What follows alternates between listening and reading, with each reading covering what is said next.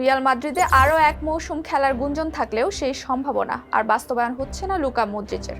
Modric আগেই জানিয়েছিলেন FIFA club বিশ্বকাপের পরই রিয়ালের সঙ্গে তার অধ্যায় শেষ হবে। তবে বিদায়ের ঘোষণার মানে এই নয় যে এখনই বুট জোড়া তুলে রাখছেন ক্রোয়াট কিংবদন্তি।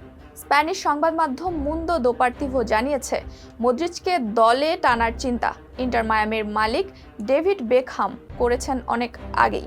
এমনকি চলতি বছরের এপ্রিল মাসে মেসি নিজেও ক্লাব কর্তৃপক্ষকে অনুরোধ করেছেন প্রিয় বন্ধু মদ্রিচকে দলে ফেরানোর জন্য।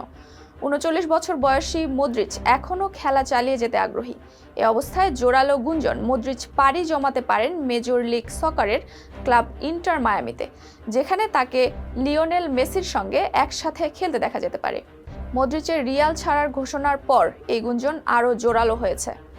সবকিছু পরিকল্পনা অনুযায়ী এগোলে ৩০ জুন রিয়ালের সঙ্গে চুক্তি শেষ হওয়ার পর ফ্রি এজেন্ট হিসেবে ইন্টার মায়ামিতে যোগ দিতে পারেন মদ্রিচ। প্রাথমিকভাবে ১ বছরের চুক্তি হতে পারে, যা ২০২৬ সালের জুলাই পর্যন্ত চলবে। বার্ষিক বেতন ধরা হয়েছে প্রায় $২৫ লাখ, যা বাংলাদেশি মুদ্রায় প্রায় ৩০,৪০,০০,০০০ টাকা। এতক্ষণ সঙ্গে ছিলাম আমি নুসরাত জাহান জেরিন। ফেস দ্য পিপলের সাথে থাকার জন্য ধন্যবাদ সবাইকে।